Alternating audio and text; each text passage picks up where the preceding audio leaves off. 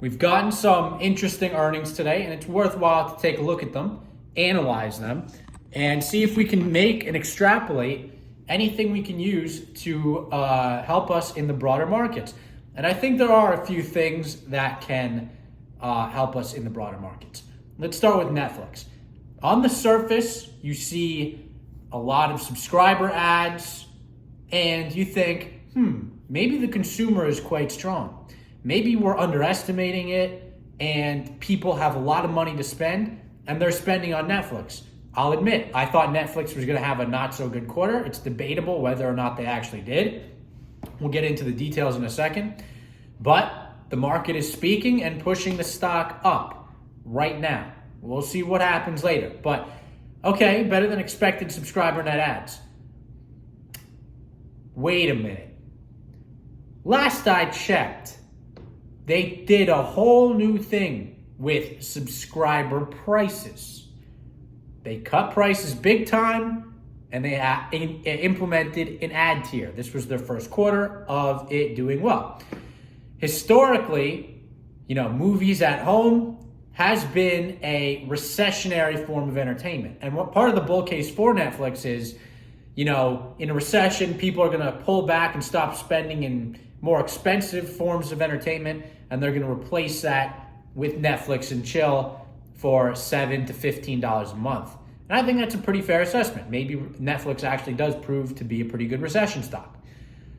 But let's not sleep on this fact. Let's see what they say in the earnings call. Is all this weight coming from the lower tier?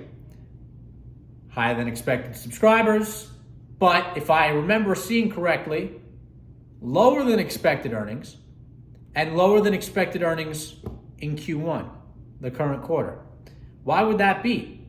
How could they have better than expected new subscribers? Well, maybe it has something to do with people transitioning from the more expensive tier to the lower tier. We're also seeing the CEO leave. Jeff Bezos left, and now he's calling for a recession. Very weird things with that, okay? More context. I'm not all, sunshines and rainbows about it. We'll see what happens. That leads us to the next thing, the next earnings that I think is worthy of note. And that's the Nordstrom earnings. Nordstrom, premium retailer. Retailers overall, you look at Kohl's down. I'm sure you could look at others, probably down as well. Seems the high end is starting to pull back, and that was supposed to be the one area that kept a lot of businesses afloat. Apple, the high end was supposed to keep the iPhone 14 Pros. Now we know it's supply issues there. Now we're seeing consumer weakness. We're seeing consumer weakness. That's a recessionary sign. We saw weak retail sales. Looks like we're getting into the next phase of the pullback, the recessionary phase of the pullback. Obviously we need to see how earnings come through a little bit, but I wanted to make this video and hopefully provide some additional context to you. And hopefully you can make better investment decisions because of that, because we're all out here to grow and build.